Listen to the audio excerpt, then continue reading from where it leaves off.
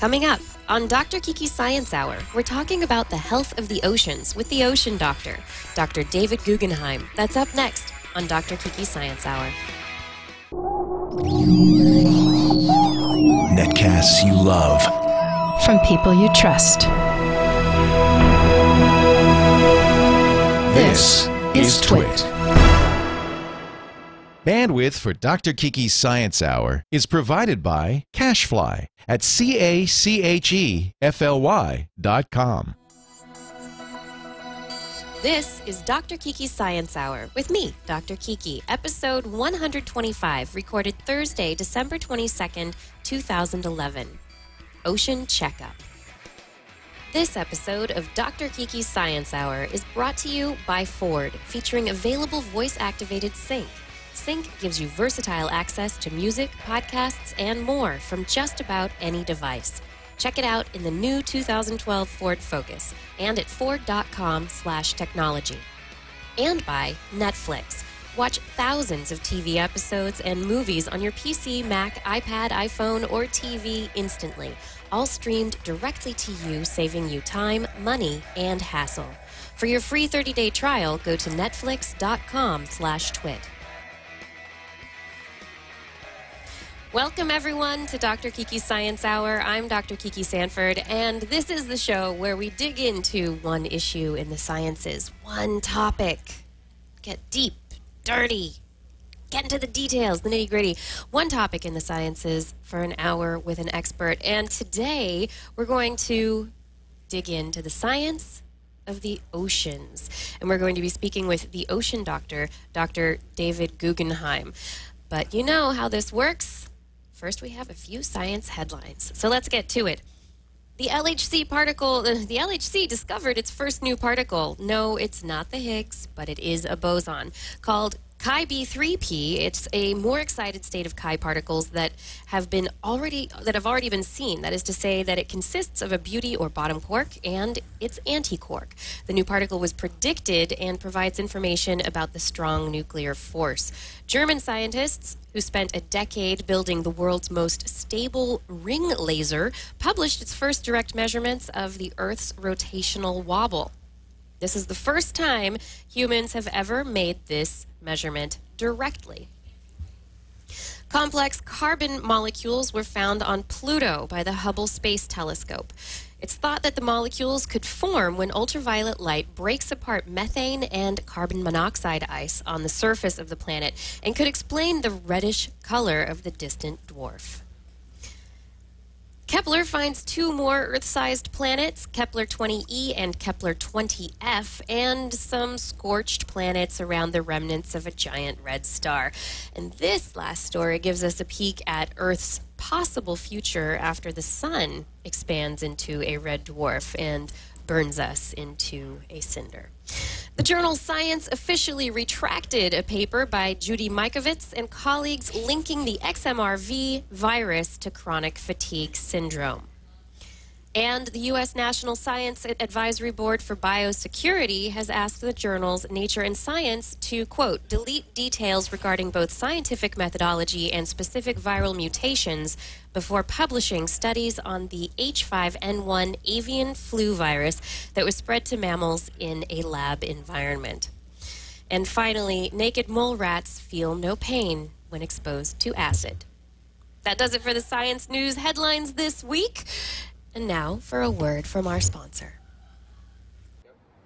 Hey everybody, Leo Laporte. I thought we'd take a little ride. We've been talking about the Ford Sync and My Ford Touch for so long, and I've never actually shown you how it works. You know, Ford sent down this new 2012 Ford Focus, not mine to keep, alas, but I would like to show you, as long as I've got it, a little bit about the nav and the services and the app link and all the cool things. Let's get inside and I'll give you a tour of the 2012 Ford Focus. I'm just gonna go for a little ride. Look, see this button? Watch. I got my foot on the brake. You press the button. It's a fob, keyless. Car starts up. Oh, here we go. I like this too. When the screen comes on, it says, "Hello, good morning. You're driving a Ford." All right, let's go here. Yeah, this is nice. This is sweet. Hands on the wheel, eyes on the road. That's the whole idea behind Sync and My Ford Touch. But you hit this paddle right here and you can do anything. So one of the nice things, of course, about Sync and My Ford Touch is I can connect to a cell phone. I've got my iPhone hooked up here. But not just as a phone. I can make calls with it, of course. But I can also use it as a media device. So watch, I'll play a song here. Please say a command. Audio. Audio. Say a command. Play artist Steely Dan. Playing artist Steely Dan. And now, without doing anything, I've picked an artist. I can do the same thing with podcasts, books on tape, or audio books, anything that's on my devices. I can play. I can even say, let's play the radio. The idea is you can do anything you want with this. You've got a whole media hub, so if you've got a Nano, the kid's Nano, if you've got a phone via USB or Bluetooth, you just talk to it and tell it what you want to hear. Let's give it a try here. This is while I'm driving. USB. USB. Play artist Steely Dan.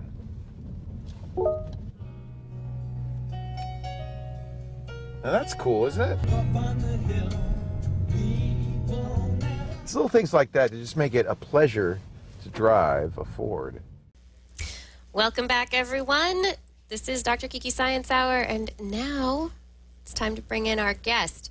Our guest today, Dr. David E. Guggenheim, is a marine scientist, conservation policy specialist, submarine pilot, and ocean explorer. He is a senior fellow at the Ocean Foundation, where he serves as director of its Cuba Marine Research and Conservation Program. He's helping to lead the Tri-National Initiative for Marine Science and Conservation in the Gulf of Mexico and Western Caribbean, a major project to elevate collaboration in marine science and conservation among Cuba, Mexico, and the United States to a new level. He's also the first ever comprehensive research and conservation program in Cuba's Gulf of Mexico region, a joint effort with the University of Havana. Welcome, David. Thank you so much for joining us on the show today. Thanks so much, Dr. Kiki. It's great to be here. Yeah, we're glad to have you on the show. And so the oceans, we're talking about, checking the health of the oceans as the ocean doctor. That's a pretty big job, isn't it? It's a big job because the oceans are pretty big, and because they're so big, for so many years we thought that there was nothing that we humans could do that could really harm the oceans. And we've put a lot of bad stuff into the oceans, and we've taken a lot of good stuff out of the oceans. And now, especially after the last 50 years, we're finding that the oceans are not doing very well at all in many areas. Do you think, is it localized? Does it seem to be the kind of thing where you have runoff from, say, the Mississippi River into the Gulf of Mexico, or, just particular areas that seem to be localized with bad effects? Or is it really kind of a globalized bad report card? It's really both. We definitely have localized areas. You mentioned the Gulf of Mexico and the Mississippi. There is about 40% of our country that drains into the Gulf of Mexico, of the lower 48, and all of those nutrients, that fertilizer that we put in our backyards or that we put on farms, it does the same thing in the Gulf that it does for land plants. It stimulates the growth of plants and algae, and when we have an overgrowth of those plants and algae and then they die, that uses oxygen to break those down with the bacteria, and it robs the water of oxygen so that fish and other critters of the ocean cannot breathe and get enough oxygen. So we have consequently a dead zone the size of the state of New Jersey at the bottom of the Gulf of Mexico. And of course, if the actual state of New Jersey were dead, or were a dead zone, people would be freaked out and doing something about it.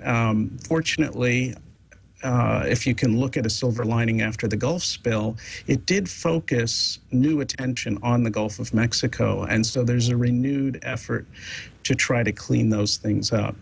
That's really not more than just a local issue. That's really a regional issue. But then we have things like climate change and and that's a global issue, and that's affecting oceans around the world in many different ways. Everything from the dynamics of how the base of the food chain works. There are very low levels of krill in the Antarctic, for example, and penguin populations are plummeting in many areas, all the way up to the tropics, where you see corals doing very poorly once the temperature gets too warm, and the water's getting very hot in some areas, and we see the phenomenon of coral bleaching, where the symbiotic algae that lives in many corals just can't handle the heat anymore, and they disappear, and that has the effect of weakening the corals, and sometimes they die. Are the corals somewhat of a canary in the coal mine situation? Are they the crucial species that we want to look at to have an idea of how ecosystems in the oceans are doing?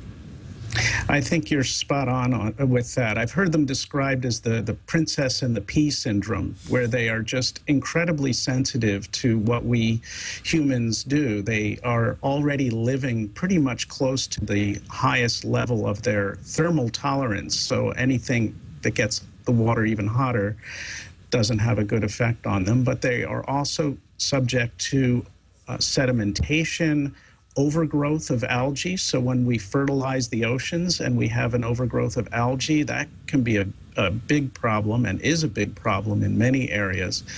And overfishing, when we take too many fish out of the oceans, many of those fish have important jobs that keep those reefs healthy, and that's everything from sharks down to the herbivorous fish that actually graze that algae off to keep those corals clean. And the algae that lives within the corals actually uses photosynthesis. Otherwise, they would be smothered by these other algae, and that, again, weakens the corals. You're talking about the local kind of versus global aspect of ocean health, and something that really struck me. I had the BP oil spill kind of on my list of things to talk about for later in the show, but since we're kind of in the topic, I saw this video, or this visualization of the oil moving from the Gulf out into the Atlantic Ocean, and it really gave a sense of the fact that that oceans are connected, and that these waters are not like discrete land masses where something happens on the land, it's not necessarily going to get to another land mass. You know, something that happens here in the United States, or take, for instance, the Fukushima disaster in Japan, stuff that happened there isn't necessarily going to affect the United States, whereas something that happened in the Gulf of Mexico can have an effect that is farther reaching than just the Gulf of Mexico. You're exactly right, and we are, thanks in large part to a lot of the new technology that we have to really better understand how these ocean currents work and where a lot of these animals travel, sea turtles and sharks and whales and tuna and other migratory species. We're now getting a much different picture of our oceans, of this very interdependent, interconnected network, and that makes it that much more important that we are working across political boundaries, which have no meaning to sea turtles and sharks and everything else, and work internationally. And 11 years ago, I started to work in Cuba. We have no formal diplomatic relations there, but we are very much connected by the waters of the Gulf of Mexico. Cuban fish grow up to be American fish, and our turtles share the same waters, and our sharks, and even manatees. There's evidence that a manatee swam from Florida to Cuba. They observed a manatee that had been tracked in the 70s, just showed up a few years ago near a power plant in Cuba on the North Coast. Amazing. I thought they just like hung out in the shallows. The manatees are really quiet. You know, the sea cows, right? They're just quiet. Exactly. They hang out. They don't do much. But what is a manatee doing traveling all the way to Cuba? I don't know. And apparently she took her baby with her. So it was two of them that actually traveled across. They just, I don't know. They just wanted to find some greener pastures. Who knows? Actually, Cuba's pretty nice, I must say. So I can't fault them for that particular journey. But the point is, back to the BP spill, you're right. Those early models showed, and many of the viewers will remember the modeling that showed that the oil would get caught up in the loop current in the Gulf of Mexico, which would then connect up with the Straits of Florida and then the Gulf Stream.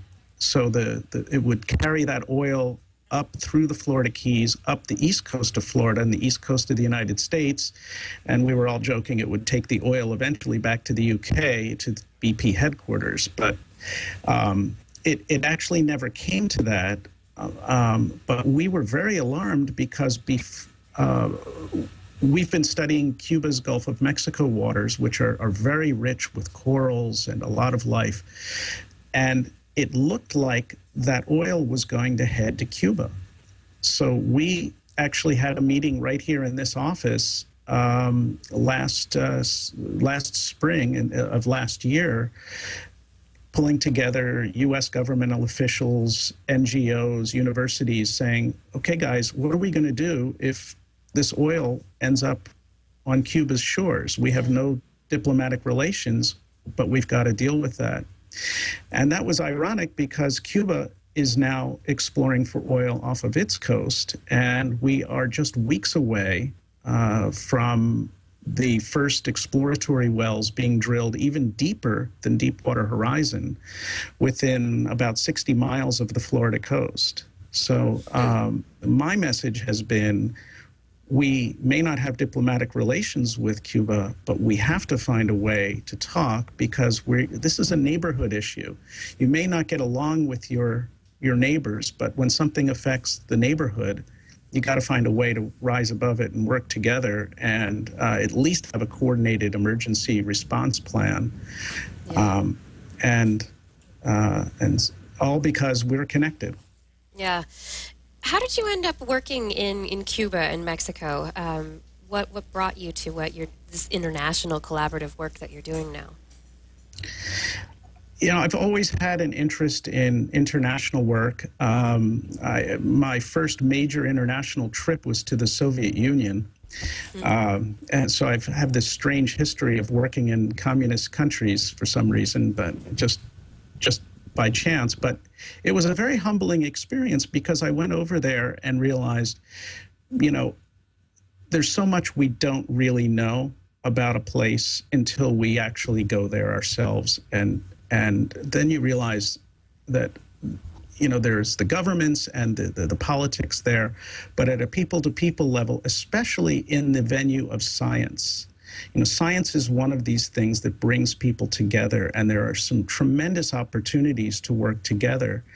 But just like the Soviet Union was back in the early 90s when I visited Cuba, our scientific partners there are doing such great work, but with so little.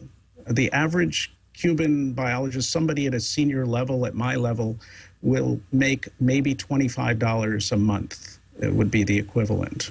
And, you know, imagine doing marine biology without a GPS. Right. And because of the economic embargo, we're very limited on what sort of technology we are allowed to share, because our government sees Cuba as a terrorist nation. So it's very difficult to do this sort of work. But, you know, when it comes down to scientists working alongside scientists, it's a joy. And we've actually, through our work, have helped train the next generation of Cuban scientists. These are university students at the University of Havana.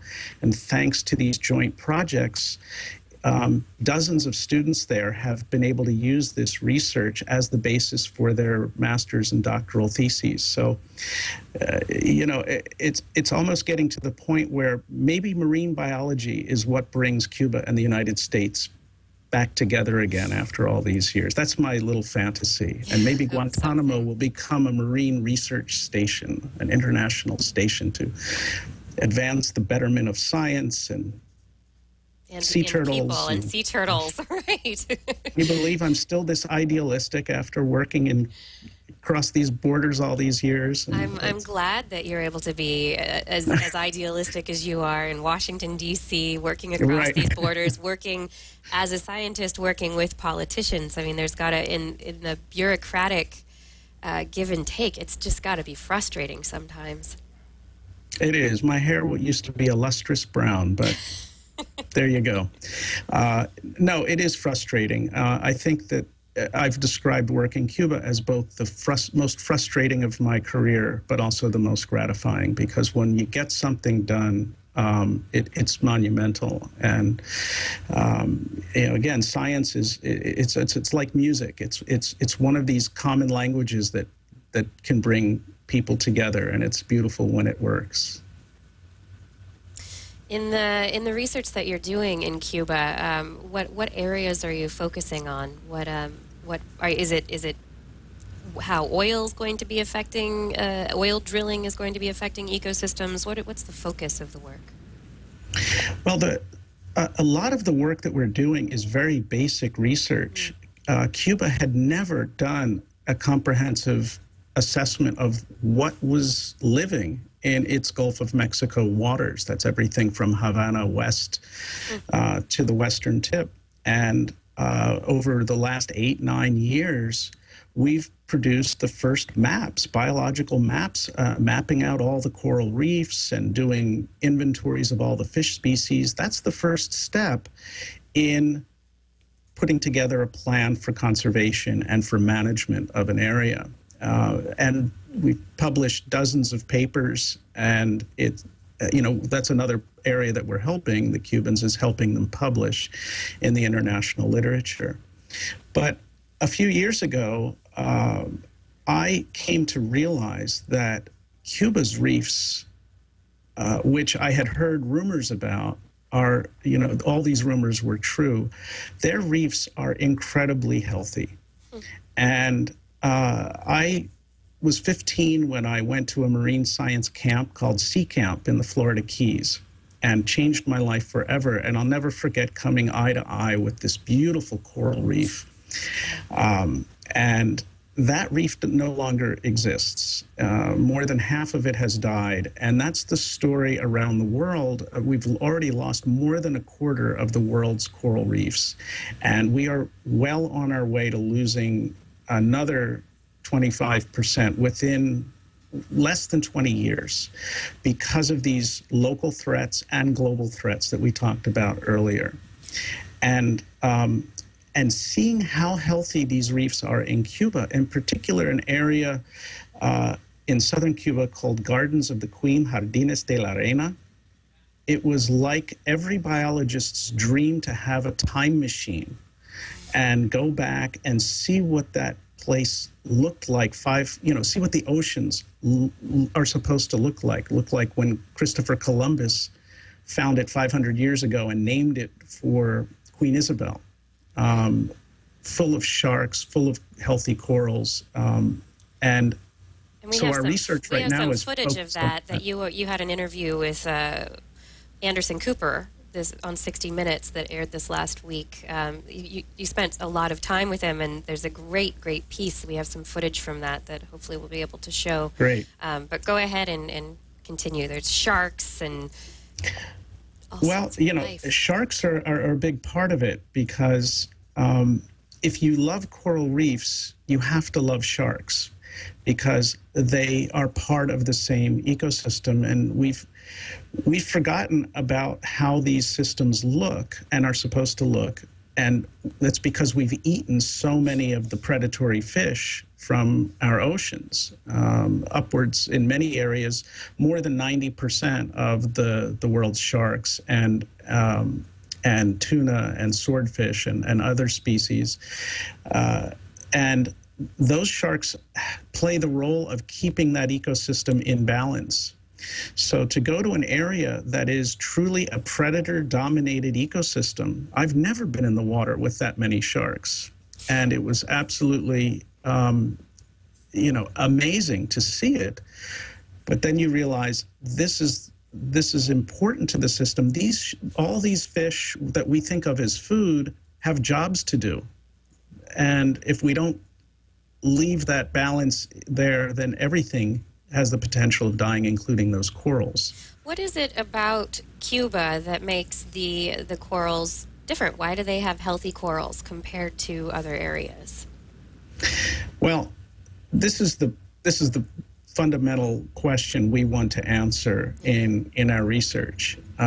We have some hypotheses. One of the hypotheses is, well, one of the maybe more logical and obvious explanations is that Cuba has protected that particular area and many areas along its coast. In fact, they have already protected about 14% of their coastal waters in protected areas, and are on their way to protecting the national goal being 25%. In comparison, the United States has protected less than 1% of its waters, and that's about the global average as well. And that means protecting it, closing areas to fishing and to other extractive uses like oil and so on. And what you get as a result of protecting areas where the entire ecosystem can thrive is you get something called the spillover effect, where these fish then move out of the protected area into the areas being fished by fishermen, and there's a great benefit. It's actually a proven benefit of these protected areas. So unfortunately, it's become a controversial issue. Fishermen don't like to have their favorite fishing grounds blocked off, but... Right, you want to go where, if you're a fisherman, your livelihood is fish. And so you have to go where the fish are, and if you can't go where the fish are, that's going to impact you financially. Right, but the important part of this is that ultimately the fishermen can benefit even more by protecting strategically areas in the ocean because of this spillover effect. You will net more fish, and you'll also have the benefit of having left certain parts of that ecosystem completely intact and untouched, where all of those components can work as they're supposed to. And that's, I think, one of the prime reasons that Cuba's reefs are doing so well. There's a strong management and strong regulations putting in place by the Cuban government. Now, on the other hand, part of it is the way Cuba developed. There's not a lot of recreational boating in Cuba. Or recreational fishing. It's a very different country, not a lot of coastal development. And as a result, many areas are still absolutely pristine. Had they developed the way the rest of the Caribbean and South Florida had developed, it would probably look much different, and those reefs probably would be suffering the same sort of problems that reefs are suffering in other areas. And then there's one more intriguing question that we have, and that is, okay, they've done a good job with the local threats, but they're still sitting in the hot water that the rest of the reefs are sitting in around the world. So why, and we haven't even touched on ocean acidification yet, right. Which is another probably even more alarming issue. And that basically is the same carbon dioxide in the atmosphere is dissolving in seawater, forming carbonic acid, H2CO3, and that threatens to dissolve anything with a calcium carbonate shell, which is a lot of things in the ocean, also seashells, corals, and even plankton, so we can lose the base of the food chain. But the question is, the question we have is the fact that Cuba is dealing with these local stressors, keeping these corals healthy enough to make them more resilient to these global threats? It sounds plausible. Is it true? We don't know, but this is going to be a major part of our research. Yeah, in terms of the health of the reefs themselves, you're looking at the the local effect, are you in measuring the carbon dioxide or the pH or indirectly the carbonic acid in these areas? Do you find around the world, has there been research showing that there are local differences in the amounts in the water, or is it pretty consistent? Is it generally well mixed? There are definitely regional differences, both in terms of temperature and in terms of acidity. But ocean acidification is still one of these issues that most people haven't really heard of. Yeah. And the science is still playing catch up. You know, the oceans are a big place. If you think about it, a research vessel goes about as fast as a bicycle, probably slower. So it's a lot of ocean to cover. And we need to get a good global picture of this. So we're still, I think, behind the eight ball, you know, in terms of getting a good, as they call it, a synoptic data set to really do those inter comparisons. Okay. In the dangers that are affecting the reefs, as far as the research, the state of the research so far, is it more is the focus more on human activities or on that are changeable, like fishing, protecting particular areas, farming practices? Do those seem to be the primary effects, or are these more global effects like ocean acidification, temperature changes, which seem to have the greater effect on what's going on? That's a good question.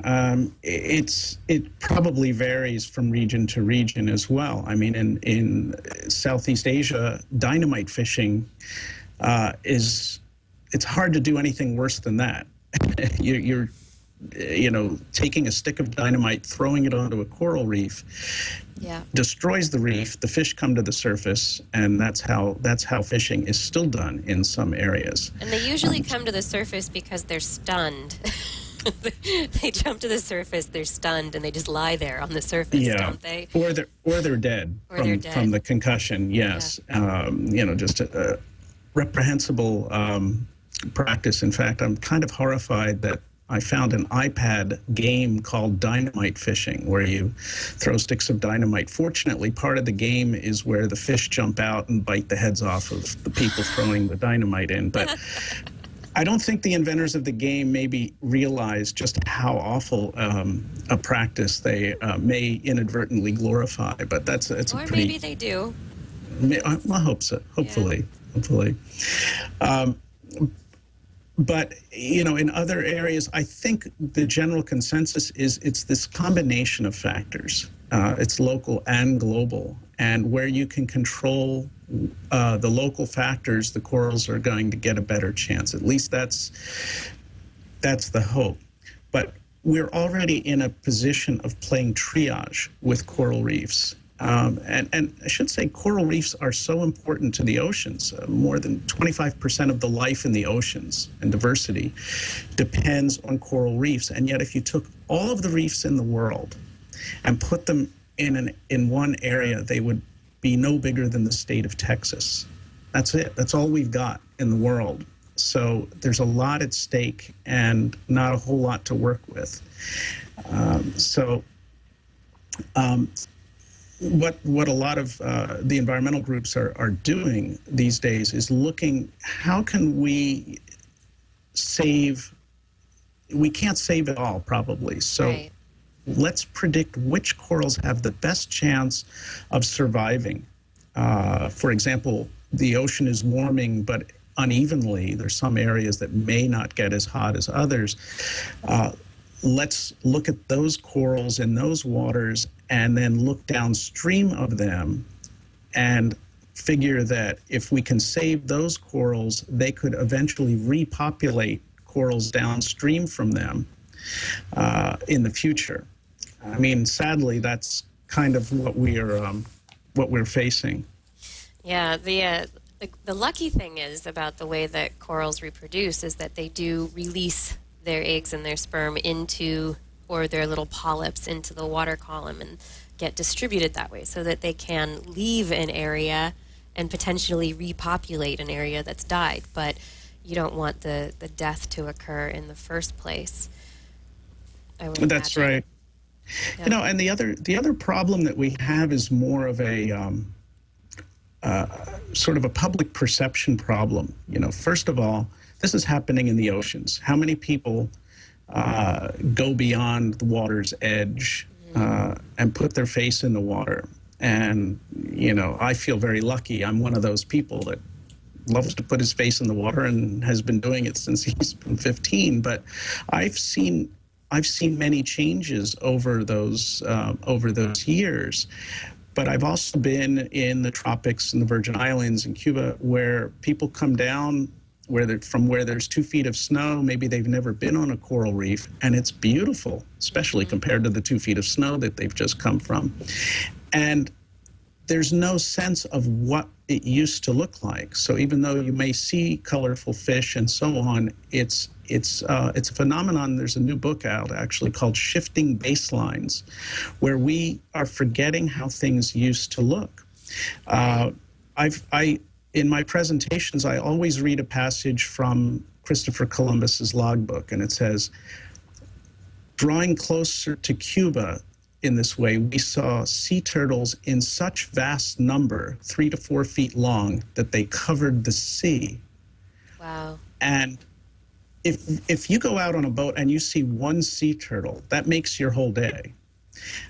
Today, we can't imagine a world where there were that many sea turtles, because about 97% or so we've eaten over the years. And we're working very hard to bring those populations back. But we're living in a very different world today, and we've already forgotten what the oceans looked like 50 years ago or so. And again, that's why I think finding these jewels of the sea, and that's why the 60 Minutes team wanted to go with us to Cuba to tell the story about coral reefs, because it was important to show the public what they're supposed to look like. Yeah. And I think that's one of the best approximations of what a reef should look like. I need to take a quick break for another word from a sponsor. If you want to see the world as lots of creative people have thought it should look, you can go to Netflix. The show is brought to you by Netflix.com.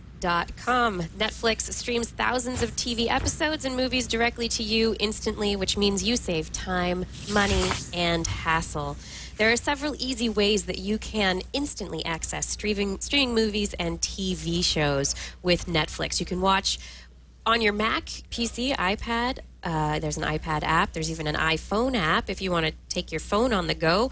Android phones, too. If you have a gaming console like the Xbox 360, PS3, Nintendo Wii, you can watch Netflix right on your TV. You can even use an inexpensive set-top box like the Roku box or the Apple TV. With Netflix, you can watch movies and TV shows instantly using any of these devices, and you can begin watching a movie or a show on one device, stop, and then pick up where you left off on a completely different device. It's really, really handy. So whichever way you choose to access Netflix, you can watch as many movies and shows as you want, anytime you want, and you can cancel anytime. Try Netflix today for 30 days free. Go to netflix.com/twit, and be sure to use this URL when you sign up. It's netflix.com/twit for your free trial. We thank Netflix for their support of Twit and Dr. Kiki's Science Hour, and we hope that you enjoy watching instantly with Netflix. Back to the show. I am speaking with David Guggenheim. He is a fellow at the Ocean Foundation, and we're talking about ocean health. He's otherwise known as the Ocean Doctor. He has a radio show called The Ocean Doctor, and that is also the name of his website if you are interested in finding more content. OceanDoctor.org is where a lot of his stuff is going on, where he tells the world about the things that he's working on. Now, we've been talking a lot about coral reefs and the plight of coral reefs from local effects or even global effects, ocean acidification, the local effects being fishing, dynamite fishing, or or even farming practices. Now, we've also talked a bit about fishing and the fish that farmers are able to get. Another area that you focus on is aquaculture. Now, can you explain a little bit? There are multiple different kinds of fish farming. And yes, can you like give us a breakdown of what the different types of fish farming there are? Which are the good ones? Which are the bad ones? What do we need to know as consumers, as people who want to eat fish? I do like my sushi. I do, I'm mostly vegetarian. I don't like red meat. So how do I pick the right fish when I go to the market? Wow. This is such a big issue. And it's hard. It's hard, and you shouldn't need a Ph.D. to figure out what to buy at the store, but it is maddening. It is really complicated. I mean, here in D.C., we used to joke, there's a restaurant across the street, one of these buffets, and they would have two species of fish, fried fish and baked fish, and we'd have competitions to figure out what we were eating. So very often you want to do the right thing. You don't even know what they're serving you. Yeah. And often now we've found that with genetic testing, often what they tell you they're serving you is not what they're serving you. You could be getting something else. It's especially a big problem in Florida right now, where people are ordering grouper and they're getting catfish or something different. In general, there's some really good sources. There's a couple of excellent iPhone apps I can recommend, so that you've always got that information with you. One is called Fish Phone from the Blue Ocean Institute, and they'll use your GPS and they'll actually regionalize that for you. And Fish Phone even has some recipes in it. My good friend Carl Safina, who runs the Blue Ocean Institute, I think he's done a great job on this. The second is from the Monterey Bay Aquarium and their Seafood Watch app, which does the same thing, and they're very complimentary. And then if you really want to go over the top and get three, there's Food and Water Watch, which is a wonderful nonprofit organization here in Washington, really focused on food. All of them are complementary to one another. There's some general rules you can follow. One is not to eat fish as old as your grandmother. And believe it or not, there are fish like that are for sale, like orange roughy, which is a deep water, slow-growing fish. Sharks, I think, are one of the worst fish to eat because they are so slow-growing and only have a few pups at a time.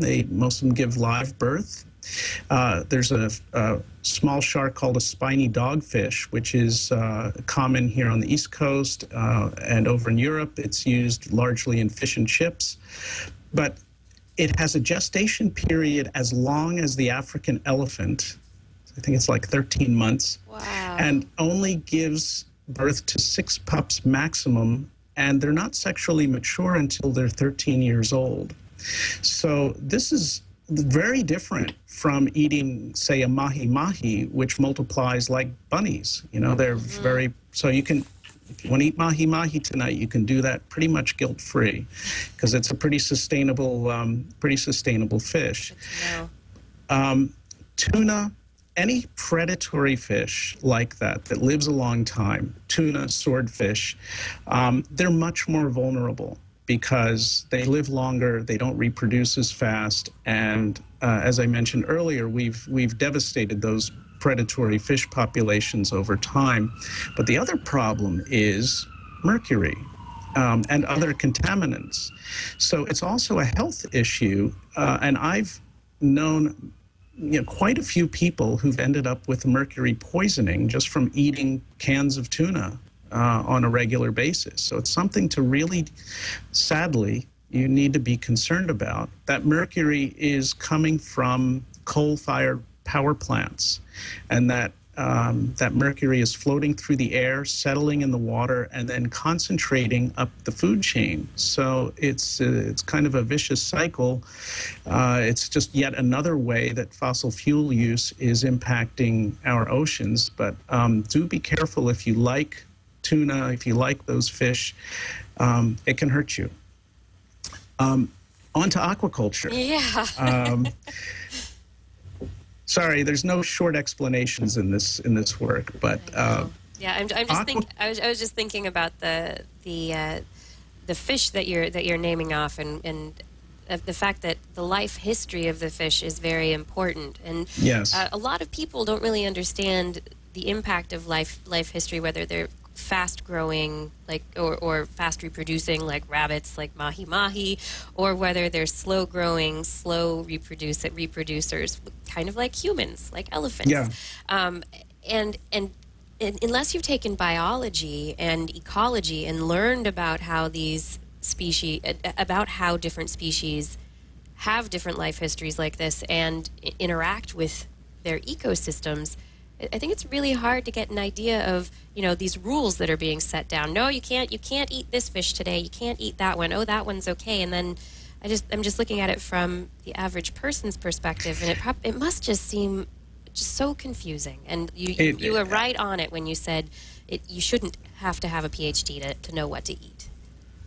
No, you absolutely shouldn't, but yet you almost do. Yeah. And I think what I say to people is, look, you hold the power in your wallet, and go to places, go to restaurants. Some restaurants are doing a great job of educating their customers. Whole Foods is by large part doing a much better job than other grocers by labeling what you're eating, where it's from, and how it was caught. Do you think it's whose responsibility? I know this is kind of more political, bureaucratic than it is scientific, but who's responsible? But when it comes back to managing the fish populations and maintaining healthy populations of different species, getting shark numbers back up, allowing the predators to bloom once again, whose responsibility is it? Is it the fishermen? Is it a government body? Is it the grocers, the restaurateurs, the customer? I think it's a shared responsibility, but I think it starts with the fact of recognizing that the oceans are a public trust. They are our largest public trust. We own, all of us as citizens in the United States or whatever country you live in, your waters, your coastal waters, are part of you. So you could argue that every fish that's caught is a public resource, where the fishermen have a privilege, not a right, to catch those fish to sell to the citizens. It's a very different situation because we stopped hunting wild animals on land years ago to feed ourselves. I mean, we still do it in some areas, but it's mostly done more for sport or, it's not feeding the majority of the population. And yet in the oceans, we are still hunting wild animals. That's a fascinating comparison. Instead of a man on horseback going after the great buffalo, we've got men in boats with nets who are after the giant tuna.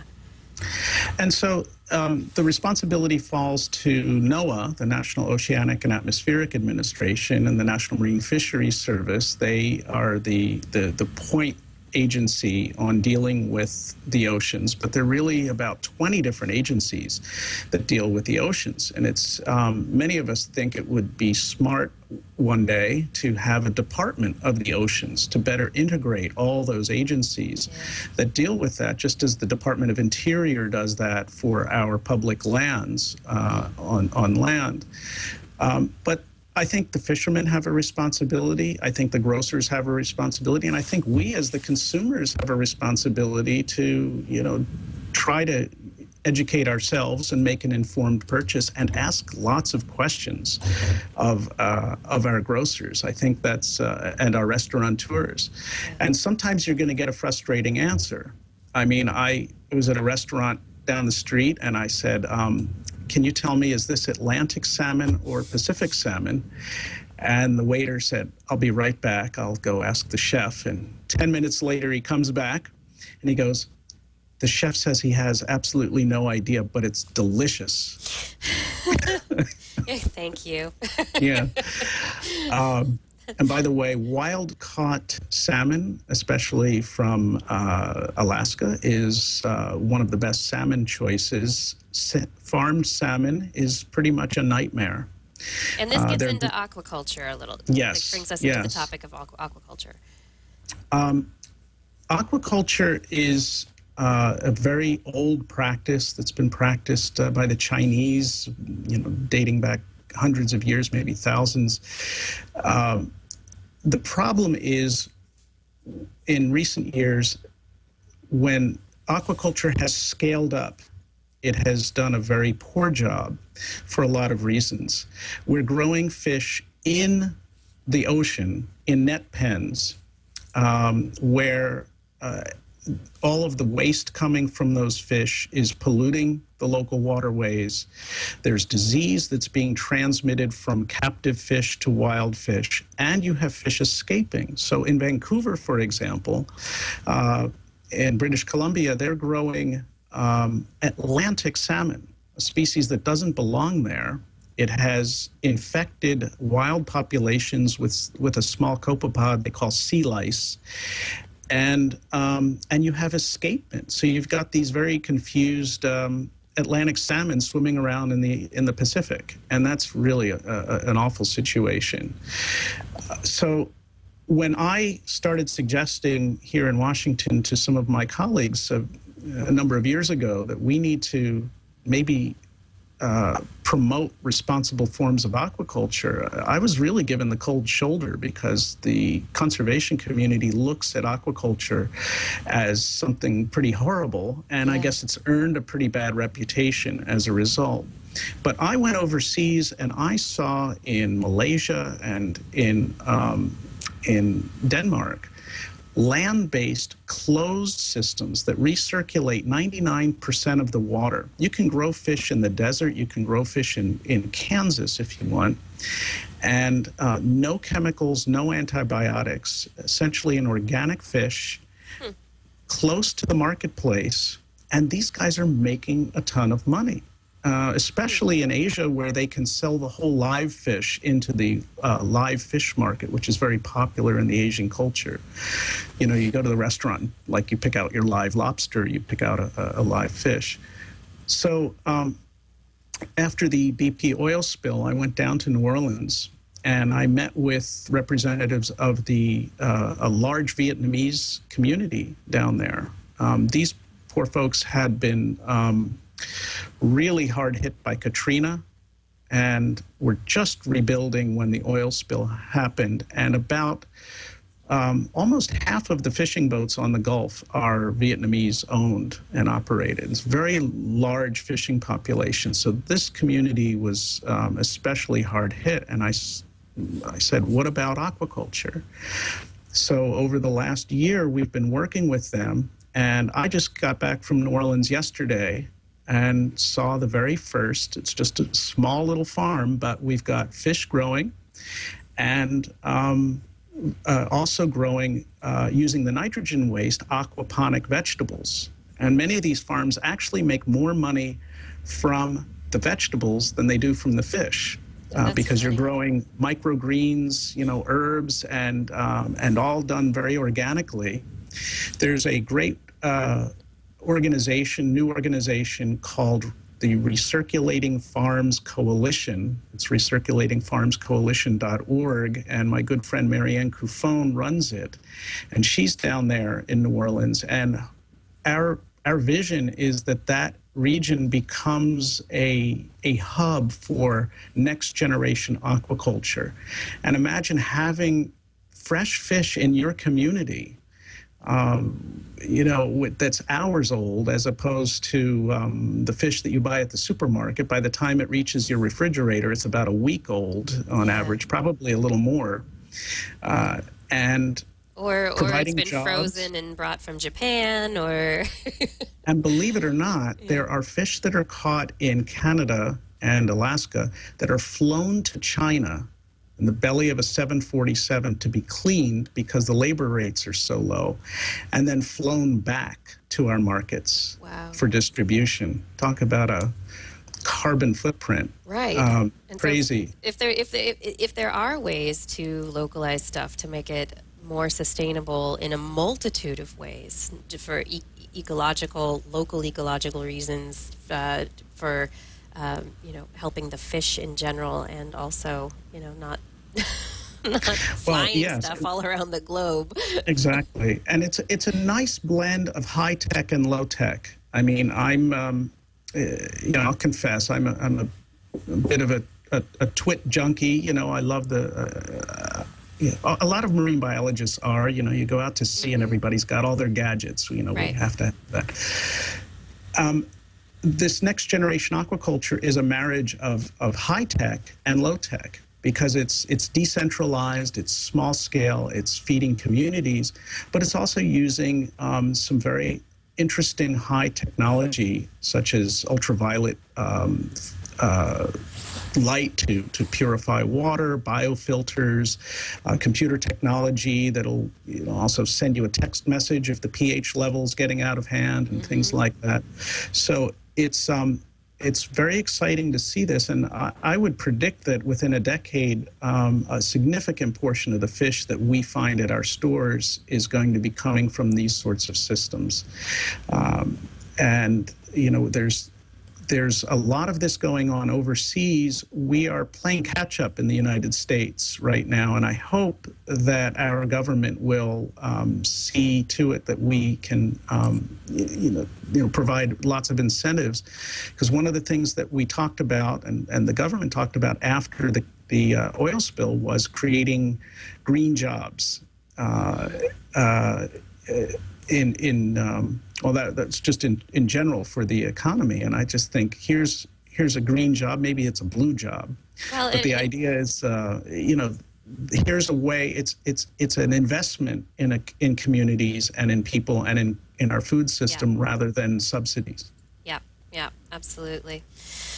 Unfortunately, we are coming to the end of our hour here. I always hate it when there's a good conversation going and the hour is drawing to a close. But I just would love to get from you, a final closing message. We started off the hour with a lot of pessimism about, and people in the chat room were reflecting that with, man is bad, algae's good, statements about, just there was a lot of pessimism and lots of down on humanity kind of stuff. And in the second half here, talking about the aquaculture things, I see that as a very optimistic, leaf-turning front. But where do you sit, and from where you sit, what are you seeing? Optimism, pessimism, your idealism? Yeah, and I apologize. A lot of what I have to say is kind of depressing, but I hope I was able at least to bring people up a little bit, because I wouldn't be doing what I'm doing if I didn't have hope. I really feel that there are some really dedicated people with the right vision. We're learning our lessons, but I think it starts with awareness. And if all of us do a little bit, educating ourselves about what kind of fish to eat, and just paying attention to these things, I think this aquaculture technology will help us. And what I've seen in Cuba gives me great hope that there are still areas of the ocean that are healthy, and we can use those lessons to restore the degraded parts of our world and learn from it. I'm optimistic. And I just, encourage everyone to get out, enjoy the oceans. We all love the ocean, and that's I think the most important thing is that if we love it, then we're going to take care of it. Thank you so much for joining me today on the show, Dr. Guggenheim. It's been really great speaking with you. Likewise, thanks so much. Thank you. And for anyone else out there who's interested in the health of the oceans and what Dr. David Guggenheim is working on, you can visit oceandoctor.org for more information. And there's a lot of great stuff there. There's also a link to a video of he saves penguins. We all love penguins. He saves penguins. I mean, that's good, right? It's pretty good stuff. I am Dr. Kiki, and this has been Dr. Kiki Science Hour. Next week, we are going to be talking about parallel universes with Brian Greene. Or wait, did that already happen? Until then, you can follow me and my sciencey searches for goodness on Twitter. I'm at Dr. Kiki. I am Dr. Kiki on Facebook. I am Dr. Kiki on my website, drkiki.tv. You can email me, drkiki at drkiki.tv. You can find me at Google+. I'm Kiki Sanford, and you can subscribe to Dr. Kiki's Science Hour by going to twit.tv/Kiki. It's twit.tv/Kiki for more episodes of this show. We've got there's a lot more goodness. 125 past episodes, I do believe. I'll see you next week. I think that's about it. So thanks for tuning into my Science Hour. Remember, all I ask for is one little hour a week, and I do hope that this hour makes your world a whole lot more interesting. And now, for your science meditation of the week. Well, this is going to be really tough to see. So how are we going to actually determine what the right answer is? If I were to drop it now, it would happen so fast you wouldn't really see clearly what's happening. So I've brought along my slow motion camera, and you'll see it at 300 frames per second, and it's quite spectacular. Well, that's ultra slow-mo. So that's exactly what we need to sort out this problem. We'll give a countdown, because it happens really fast. All right. 3, 2, 1, drop. Wow, did you see that? I didn't really see which happened first. No, I need to slow that down. Well, let's go to a slow motion replay and see what actually happened.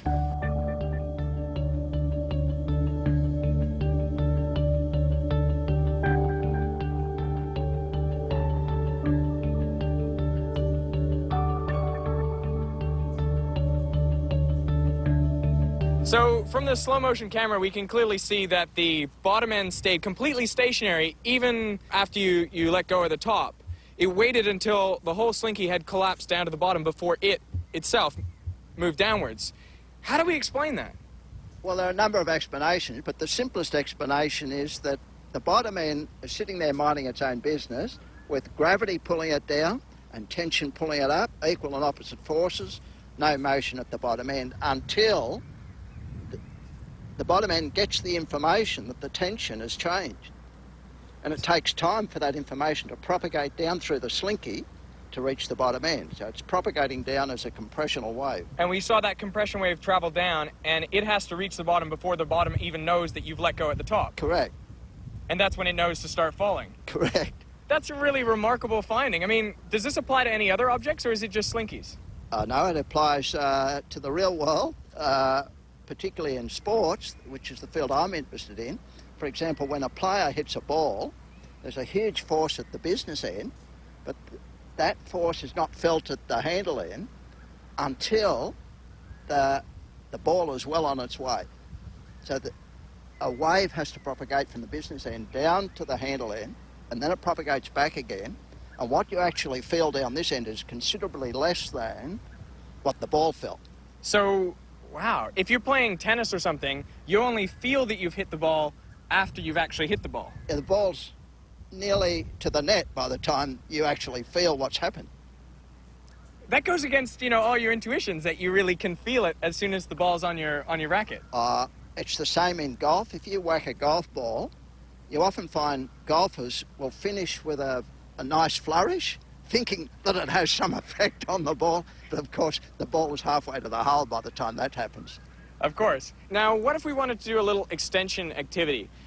I want you to make a prediction. If we attach this tennis ball onto the base of the slinky and we drop it again, what will happen to the tennis ball? Will it do the same as the base of the slinky and just stay there? Or will it fall with the acceleration due to gravity, g?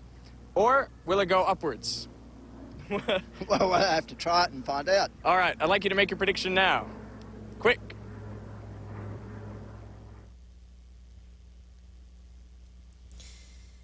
That was a fun science meditation of the week. Slinky levitation.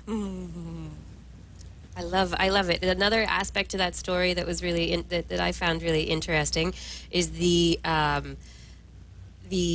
slinky will levitate, will take the same amount of time to fall on the moon as it will on Earth, as it will on Mars, because it doesn't have to, even though they all have different gravities, because it is the gravity that exactly balances out the tension of the slinky, or the tension in the slinky exactly balances out the gravitational force that it is experiencing. And so that balancing means that the end of the slinky that's just hovering there doesn't do anything. It doesn't know that the tension has changed until the top, until that tension is actually different, because it's a spring.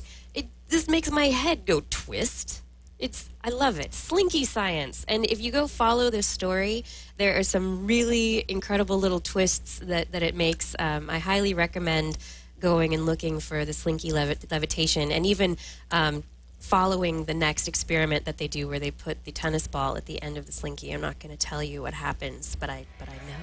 I know.